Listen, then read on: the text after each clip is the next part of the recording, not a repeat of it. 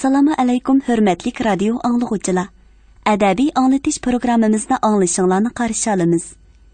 Bugungi programmamizda yozuvchi Xevir To'mirning Shinjang xalq nashriyati tarafidan nashr qilingan Molla Zaydin haqida qissa nomli tarixiy romanini anglatishni boshlaymiz.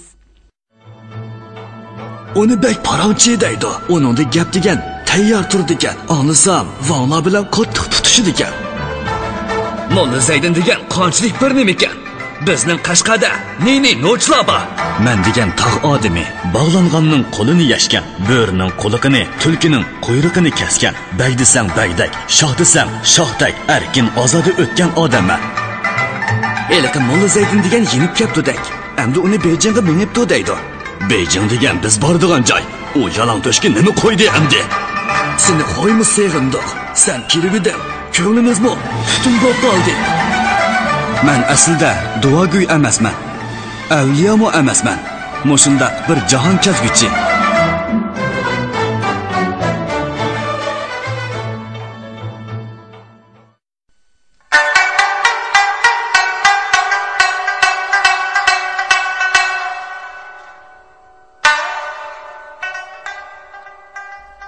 Bir durg'i kelib Velixon begning og'ziga ikki shoplaq urdi va g'azab bilan "Nima deb jo'ylayapsan? İltifot qilsizlar mullika, biz hammamiz bir xalq tursak. Ya'ni shu gap-ku. Baklak uringlar. İltifot qilsizlar va mullika, o'zlariga ta'tir keladigan ishlarni hargiz qilmaymiz. Ay, aqldan ozgan sarang toz. Nemishqa bo'g'izingga kelganni yutmaysan? Kimingni bulg'imoqchisan, ha? Yo'qsa mullika, o'zlari bilmaydilar. Mening opam Maryam Banu katta xotin ekandiq.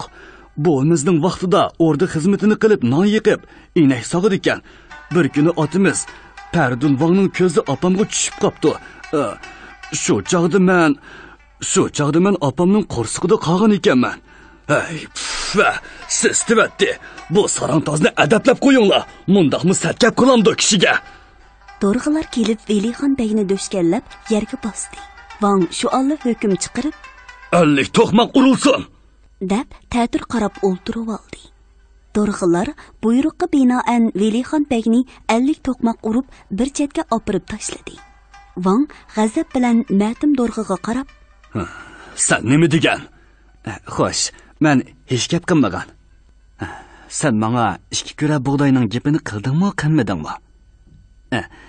"2 ko'ra bug'doyning gapini qilganim rost. U boshqa ish to'g'risida. Mening osh tuzimni yeb turib, yana menga yomon niyatda bo'ldingmi? 30 to'qmoq uringlar. Buni o'rnidan haydab chiqaringlar." Xo'sh. Boshqa do'rg'ilar kelib matimni yerga bosdi va jazoni ijro qilgandan keyin uni Velixon begning yeniga opirib tashladi. Çelish boshlanish oldida bo'lgan bu qisqa so'roqning ta'siri bilan xalq to'pi ichida uzung'icha g'ulg'uli bo'ldi. Qo'y, ish bo'ldi. Molla Zaydin yaraydi juma. Kishilar har xil so'zlar bilan gudonlashayotgan bir paytda Vangning chelishchi zangisi maydonga keltirildi. Kishilarning diqqati shu tarafga burildi. Hammaylan kelayotgan zangiga qarashatdi. So'qi bosh, do'qi peshona, simsoqol, gavdilik, bo'yniga chiroyli qo'yma tush zanjir selingan bu odamni qaranchuq koh ehtiyot bilan yetilab kelmoqda edi. Vanglar nima uchun maxsus chelishchi odamlarni beqib uningga zangi deb ot qo'ydi? Nima uchun zangining bo'yniga zanjir selib chelish maydonlariga elib keladi? Buning sabablari aniq.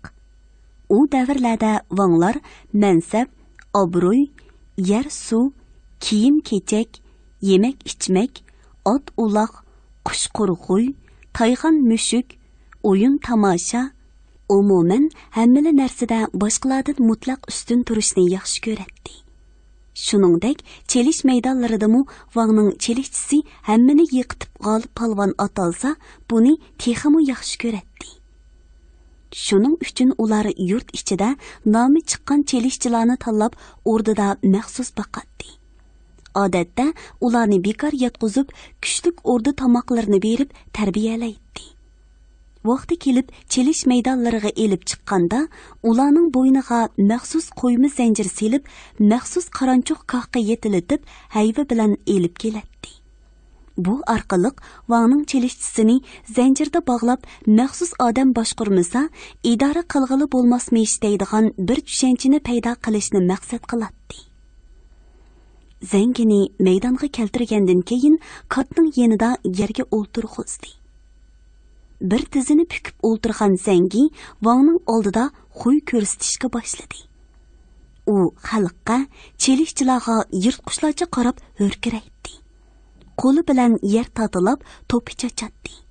Meydisiga to'pi surkab mushlaydi. Qo'yivasa hozirla hammani dasab chaylab choynab purkib yetadigandak xuy paylini ko'z-ko'z qiladi. Zengi garchi o'zining odam ekanligini bilib tursimu, yuqorqidek hayvoniy qiliqlarni qilishga majbur edi. Zengi qanchalik xuy ko'rsatsa, Wang shuncha xushal bo'lib, go'yo o'zining qo'lida mangu yengilmas bir arslan bordek faxrlanadi. Çeliş rasmiy boshlandi. Wang'ning oldidagi kola beshiga shalpar chegilgan edi. Çeliş oshu kola beshini nishon qilib davom qilishga boshladi. Dastlabida yoshlar tushdi. Bara-bara o'tir yoshliklar va cho'ng yoshliklar chelishib, kishilarni o'ziga jalb qildi. Bu jarayonda Zengi ba'zan chelishchilarni ko'rib yana xuy qiladi. Hurkirab, hozirli chelishga tushadigandak etilib qo'yadi.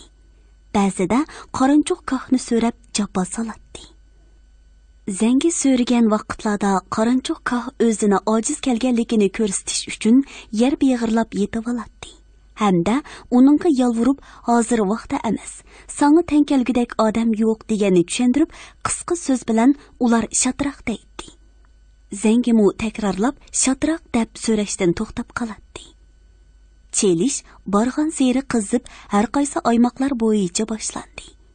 Har qaysi aymoqlar o'zlarining xil odamlarini oyib, oxirgi hal qilg'uch bosqichga saqlayotgan bo'lsa-mu, Çelishda biri yana birini yiqitib, g'olib chiqqanni yana biri yiqitib, natijada har qaysi aymoqlarning chelishchilari ozlab, go'yo barmoq bilan sanab olgudek darajada qoldi. Oxirgi bosh talishish bosqichi boshlandi. Birer soatdek qizg'in va jiddiy chelishish natijasida hamma polvonlarni yiqitib g'olib chiqqan yangilik Niyoz o'ttirida qoldi. Zengi bu chog'da tipirlab o'ltira olmay, maydasiga to'p surkab, qorinchoq koxni dorqirtib so'rab, zanjirni uzib tashlag'ili qil qoldi. Uning alpozini ko'rib o'ltirgan Wang intayin mag'rurlik bilan Arslanni qo'yivat dedi. Zengi maydonga o'qdek etilib berib, chaqmoq tezligida Niyoz polvonni qamab tutdi. Niyoz polvonmu bo'sh kelmadi. Har ikkisi rovurus tutishgandan keyin bir-biriga kuch ko'rsatishdi. Zengi har bob bilan Niyozni chopson yerga urishga tirishib ko'rgan bo'lsa-mu, uni yiqitish mumkin bo'lmadi. Shunga uning ilgari ko'rsatgan xuylari suvga chilishib qolgan teridek bo'lib qolgan edi. Bu ikkisining tartishmoqlari yarim soat so'zildi. Bular o'zaro ushaq pand qilishadi. Xalq hayajonlanmoqda. Xalqning orzusi Wang'ning zangisini yerga urib, ularning hayvisini sundirish edi. Shuning uchun bu jiddiy paytda kishilarning yuraklari go'yo qibidan chiqib ketadigandek so'qmoqda edi. Shu jarayonda Niyoz polvon o'ng'i to'lg'ab pand qildi. Tuyuqsiz bo'lgan bu pandning zarbisida Zengi go'yo nalarga uchib tushadiganga tayin topgandek bo'lganda xalq to'pi ichidan barakalloh degan cho'qonlar ko'tarildi. Lekin Zengi chaqallik qildida bir puti bilan tizilib yiqilish xavfidan o'zini saqlab oldi. Shuning bilan xalqning barakallisi o'ng'ayli besilib qoldi. Niyoz polvon hozirgacha 6 kishi bilan bel tutishib, 7-sida Zengi bilan bel tutishmoqda. Albatta horg'andi. Zengi bo'lsa, tunji qitim kuchini ishqa solmoqda. Uning asli ismi Qosim, laqami Doqa. Bir qancha yildan buyanqi chelishlarda bir mezgil bosh elib danqi chiqqan. Shu sababdan Wang uni zenginlikka qabul qilib, yil bo'yi bekor yotqizib, kuchlik g'izo tomoq bilan boqatdi. Bugun u yil bo'yi to'plagan kuch mag'durini tunji qitim ishqa selib, Niyoz polvonni ko'tirib yerdan o'zib oldi. Tirkishish xeyli davom qildi. Xalq cho'qon selib, Niyoz polvonga madad beradi. Lekin Zangi bo'g'im kuch ishlatib, oxir Niyozni eng yuqori pallaga ko'tarib chiqdi-da, yerga bosdi. G'alba Zangiga mansub bo'ldi. Vangning bu vaqtdagi xushalligini tasvirlashga qalam ojizlik qiladi. Vang bu g'albisidan intayin mag'rurlanadi. U yolg'iz Niyoz polvonni yiqitqanға emas, balki butun xalqni ojiz o'ringa tushirib qo'yganға xushal edi. Zangi hamon yer tadilib, meydisiga to'pi surkaydi va meydisiga urib xalqdan polvon talab qiladi. Jamoat uyan buyan qarashadi. Meydonga tushgidek ravrus odam ko'rinmaydi. Zangi texmu ko'ranglaydi. Bu chaqda Molla Zaydin maydonga tushib, meydisiga to'pi surkidi. Ko'zi qizargan Zangi g'azab bilan chirqirab, o'rnidan turib, Molla Zaydinga etilib kelib qo'l soldi. Molla Zaydinning jug'i Zangiga qaraganda sal kichik ko'rinsa-mu, ammo uning bilan tangla bel tutishdi. Maydonga tushgan Molla Zaydinni ko'rgan Vang hayronligini bosolmay, Molla Zaydinga bu deb qo'ydi. Zangi ko'ranglab o'z raqibini ko'zga ilmay undoq yoki mundoq pantlarni ishlatdi. Ammo Molla Zaydin chevarlik bilan Zangining pantlarini qaytardi. Xalq bo'lsa bu jiddiy kurashdan intayin hayajonlanmoqda edi. Xalqning beshiga kun tushsa chidab turolmaydigan. Xalqni o'ylasa butun vujudi kuchga to'ladigan Molla Zaydinning yo bir degani anglandi. Lekin qanday qilganligini kishilar aniq ko'rguchilar Zangini yerdan uzib ko'tarib oldi. Zangi bo'lsa ta'tir chirmoq silib qarshilik ko'rsatdi. Molla Zaydin tamtirmasdan demini ruslab, go'yo Zangini kichik bolani ko'targandek eng yuqori pallaga ko'tarib chiqdi. Zangi jon talashmoqda edi. Molla Zaydin vaqtni g'animat bilib maydonni ikki aylandida Zangini Vangning oldiga xuddi aski uchuluqni otgandek cho'rib tashladi. Xalq to'pidan barakalloh degan cho'qon ko'tarildi. Necha yuzlagan odam bir cho'qon bilan Molla Zaydinni o'tirg'i elib osmonga otdi. Barakalloh otangga rahmat Molla Zaydin deb tovlashdi. Bu olqish sadolari butun yer jahonni larsiga keltiribdi.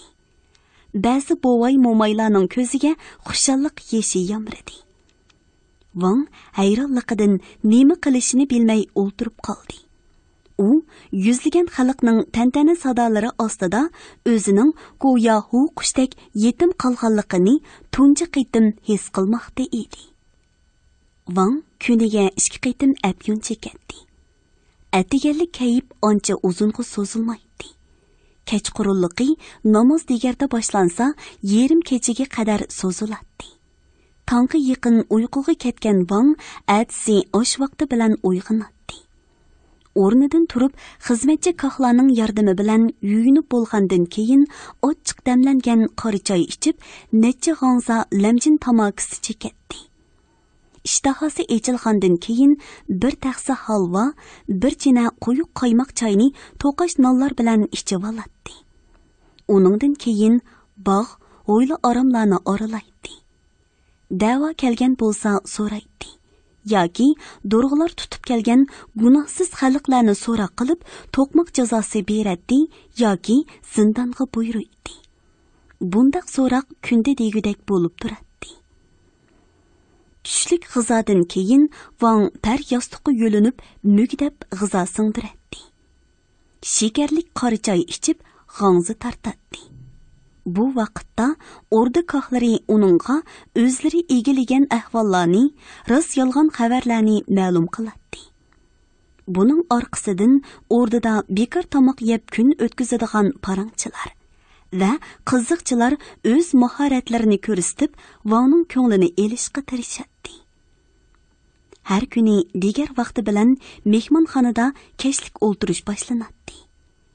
Mehmonxonaning to'riga afyun chirig'i, patnus, g'ongza, bir jup simchoka, tushdan ishlangan rumkaga o'xshaydigan afyun ezadigan qocha va uning havoncha teshidek kichik teshi, cho'tka, kichik supurgilargacha o'rinlashtiriladi.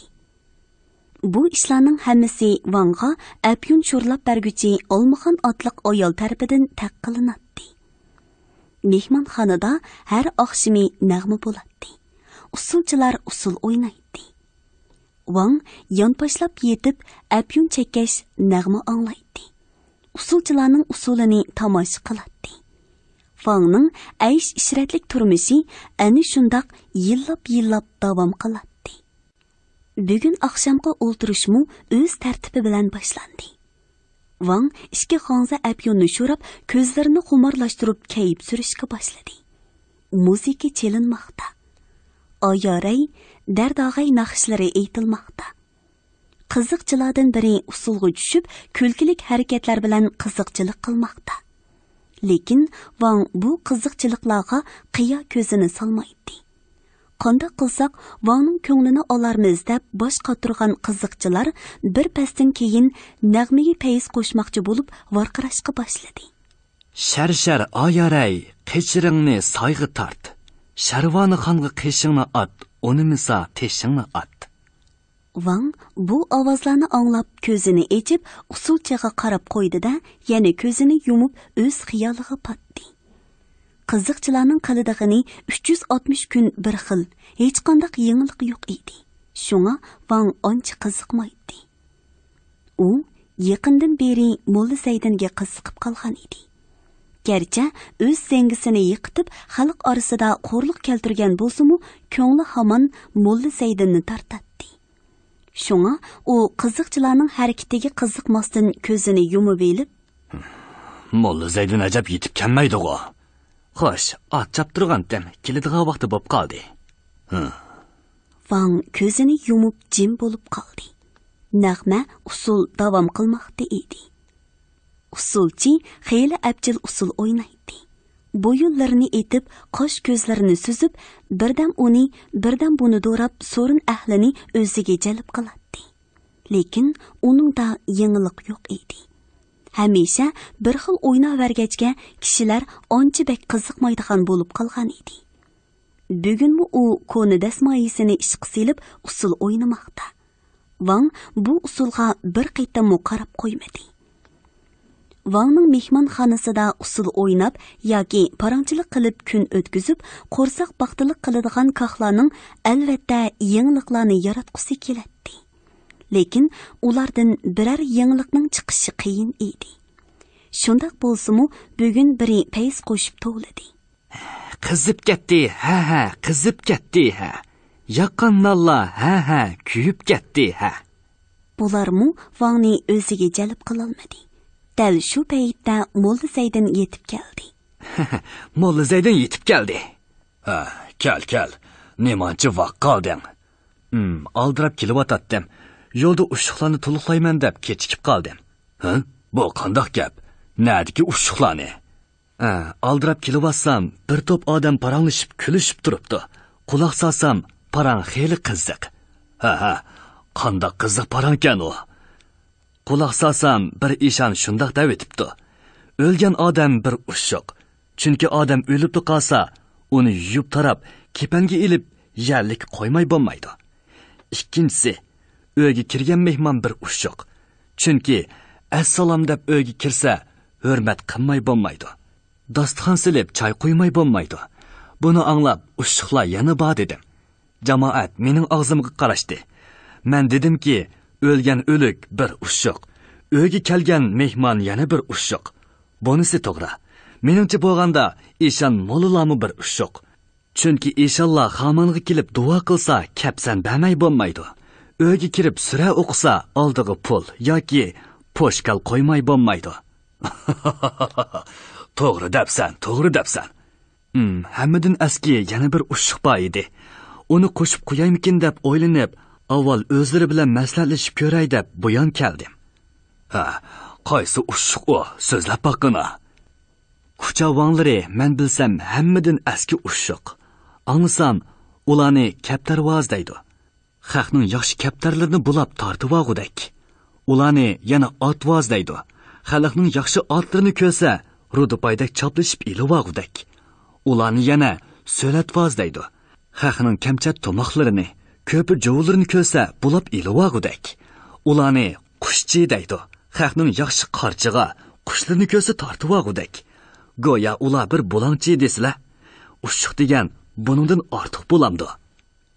To'g'ri deding. Quchoq vanglari ushuqlarning 4-chisi emas, 1-chisi. To'g'ri o'ylabsan. Buni qo'shib qo'y.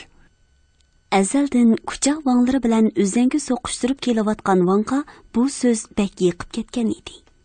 Undaq bo'lsa, o'lik odam bir ushuq, uyga kelgan mehmon bir ushuq, ishon mollalar bir ushuq, Van g'o'jilar bir ushuq desak bo'lg'idakda.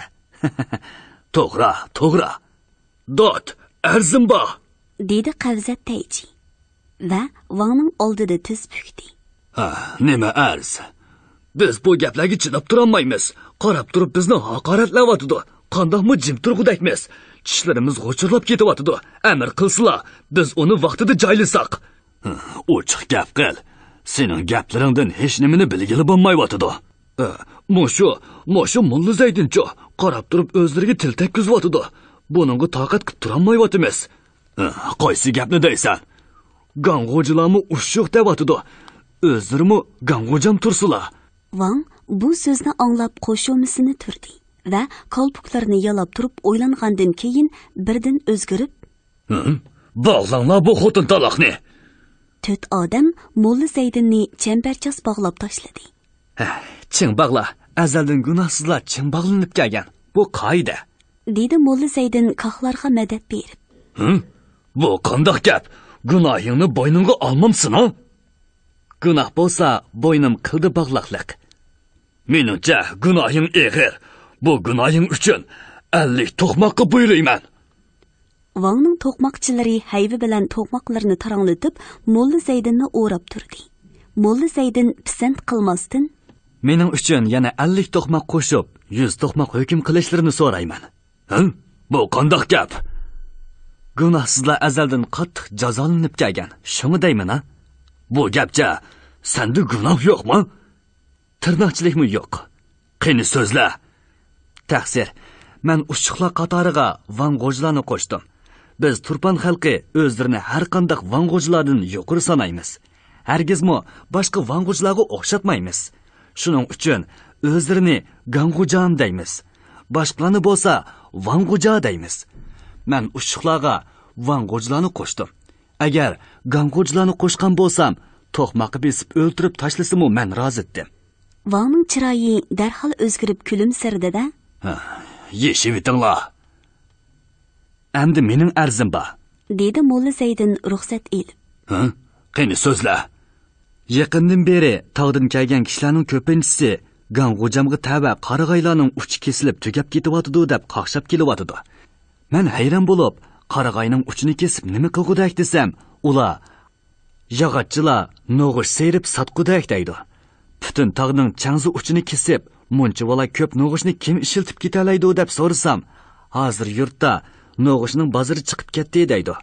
Hozir yurtda o'mash ichdiganlar ko'payib ketib, no'g'ishni tuli cho'rib upirtayotgan o'xshaydi. Shunga no'g'ishning bozori ittik bo'lsa kerak deb o'ylasam, xalqlar no'g'ishni o'matchilarni ishiltidi, ammo ular ko'p ishiltanmaydi. Hammadan Qavzat Tayji yurt ishini ilishtirib ko'p ishiltiyotdi degan gapni qildi. Mana endi bu gap to'g'ri chiqdi.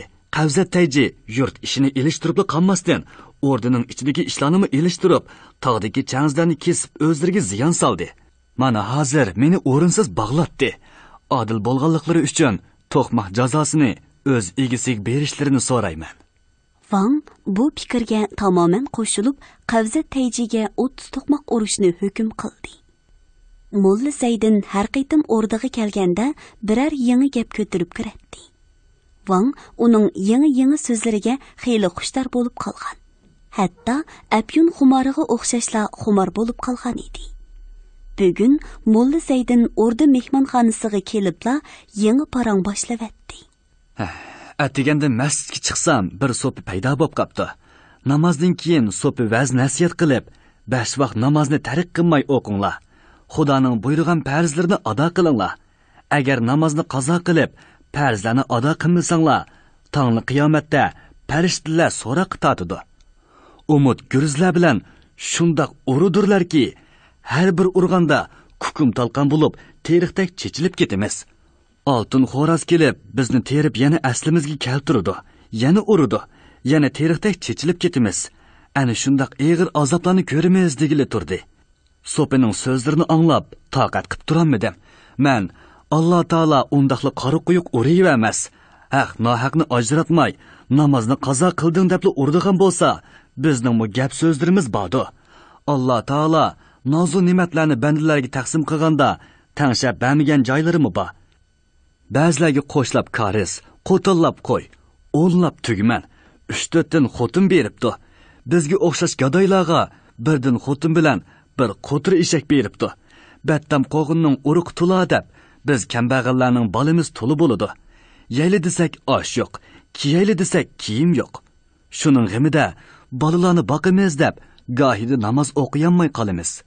Tongli qiyomatda bizni namozni qazo qildi yoki namoz o'qimaydi deb qora quyuq urdigan bo'lsa, biz mushu gaplarimizda deymiz dedim-da, o'rnimdan qo'pib, masjiddan chiqib ketdim taqsir. To'g'ri debsan, to'g'ri debsan. Bir oy oldida yana bir so'pi kelib, payg'ambarimizning sunnatlari to'g'risida so'zlab, har bir musulmon sunnatlarini ado qilishi lozim deb amr ma'ruf qildi. U payg'ambarimizning sunnatlarini bir-birlab sanab, eng oxirida har attiganligi nashtida yeshil uzum bilan non yeyishmi bir sunnat. Payg'ambarimiz har attigini yeshil uzum bilan non yeyaptikan.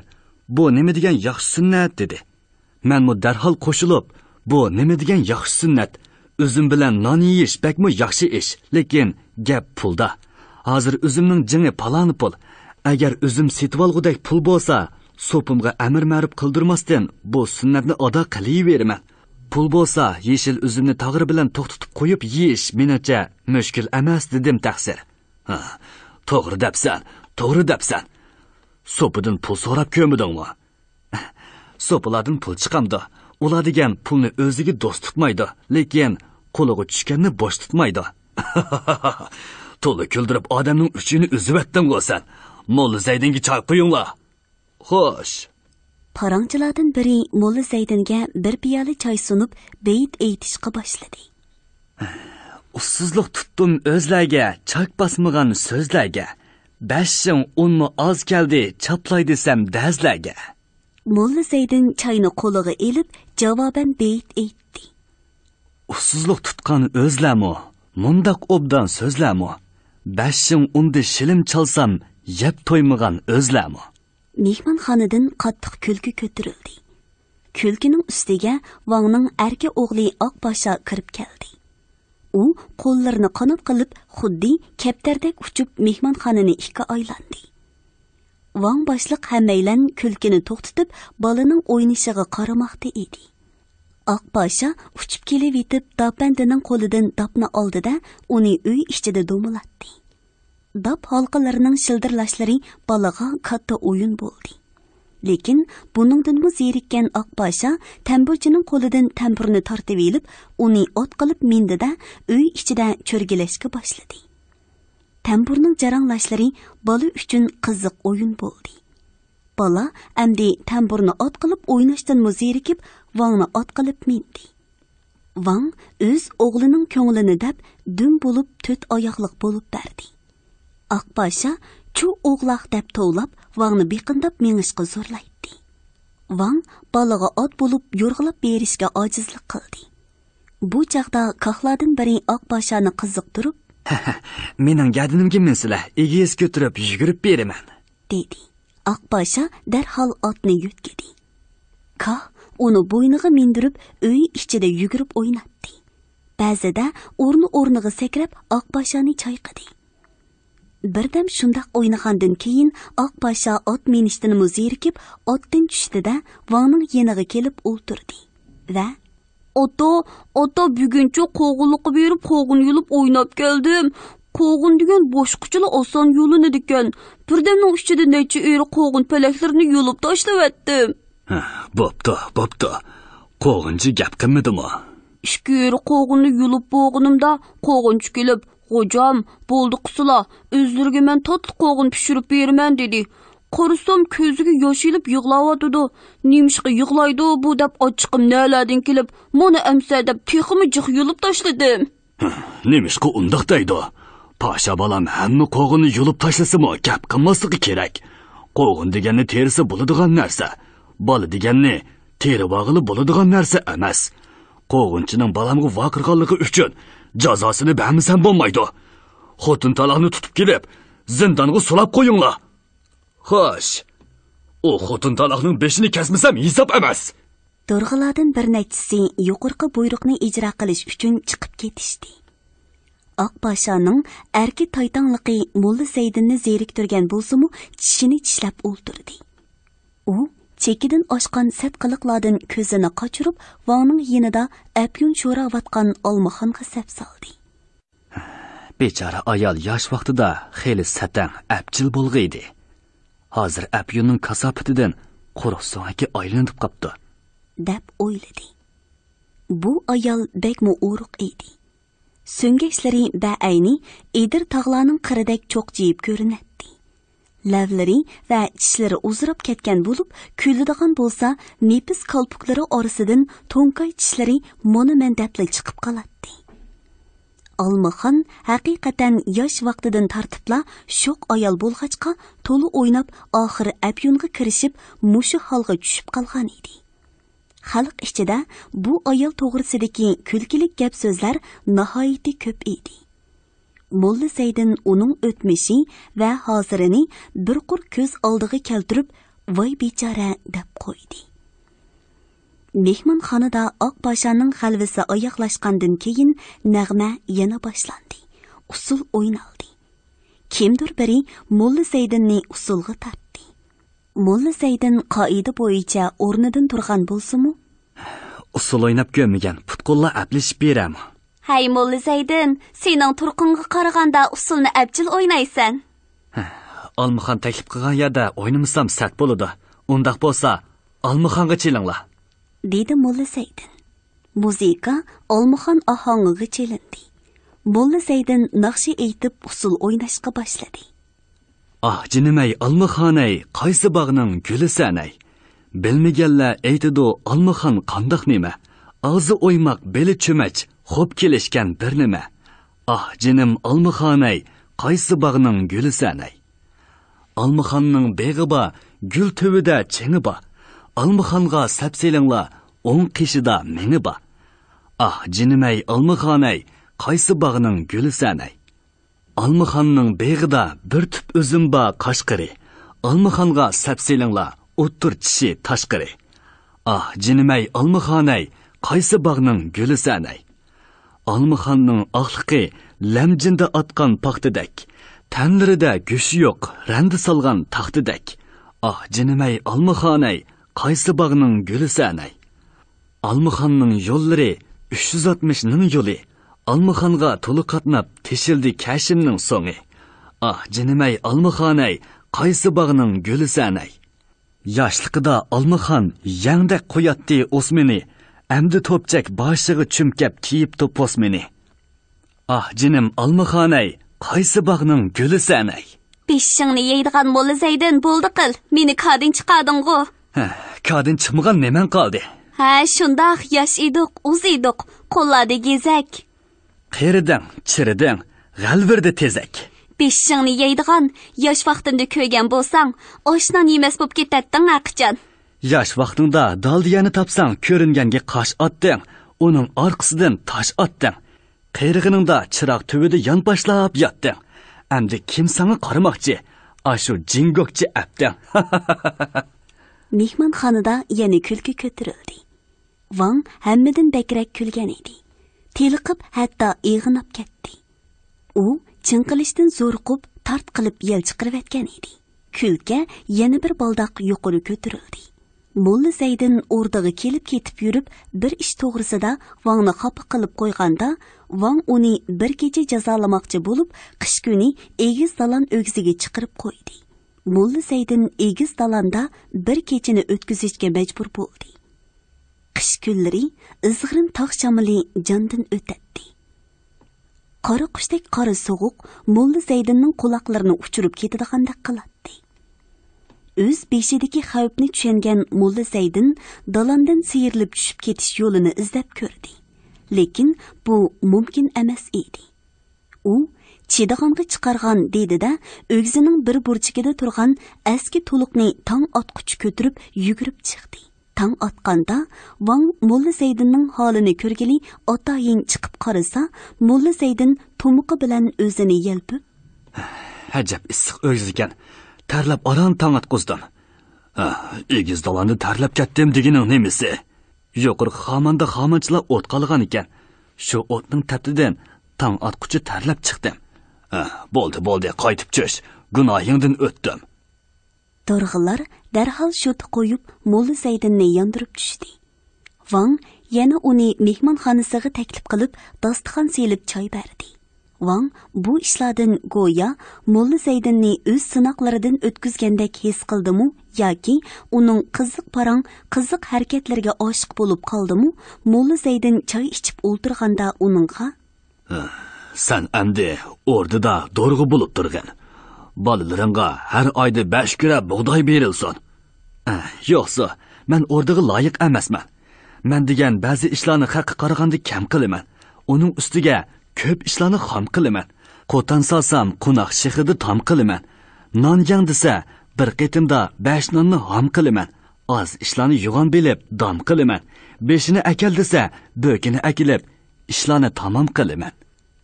U o'zini qochirgan seri Wang shuncha changchaplashdi. Kunlar o'tmoqda edi. Bu sarguzashtlar xalq orasig'imi so'z cho'chak bo'lib keng tarqalgan edi. Molla Zaydinning qish kuni egiz dalanda bir kecha tunab chiqqanligi uning shuhratini necha hassa oshirib etgan edi. Hayron bo'lgan xalq Molla Zaydindan boshqasi bo'lsa, u kechasi to'nglab o'lib qolgan bo'ladi. Agar qazoga rizo deb takbir o'qib o'ltirgan bo'lsa, cho'qim halok bo'ladi. Hech bo'lmaganda put-qo'llarini ushtib qo'ygan bo'ladi yoki yig'lab yolvurib Wangning oyog'iga yiqilgan bo'ladi. Mushuninga qaraganda Molla Zaydin ziyrak ham qovul odam ekan deb uningga qoyil bo'lgan edi. Yillar o'tdi. Bir kuni Molla Zaydin Wangni o'z uyiga mehmonga etdi. Wang bu gaday qandoq mehmon qilar ekan deb qichir qatgan yasidaq mapiga o'ltirib, do'rg'i kohlarini agashtirib Molla Zaydinning uyiga mangdi. Molla Zaydin supuga bir parcha kigiz selib, Wangni izzat ikrom bilan o'ltirg'izdi-da, o'zi mis cho'ginni ko'tarib, orqa hovli tarafga o'tib ketdi. Hurmatli radio anglovchilar, Yazg'uchi Xivir To'mirning Shinjan xalq nashriyati tarafidan nashr qilingan Molla Zaydin haqida qissa nomli tarixiy romanini bugun mush yergacha anglatdik. Davomini atidagi programmamizda anglaysizlar. Sen bizga tuhmat qilmoqchimi? Onmidim degining bekor gap. Hozir hujjat xat o'zimizga yenib keldi. Bug'doyni sana bermagan bo'lsa, xat bizga qaytib kelmaydi. Donolikda piri komil, adolatda Nushirvan Odil Wangdan buyruq. Gunohkorlarning qo'llari yeshib tashlansin, ko'zi kishanlar ep tashlansin. Tavba qildim, hamma narsani qaytirib beray. Jabr solmagan ukam. O'zing topgan baloga nega borasan da'voga?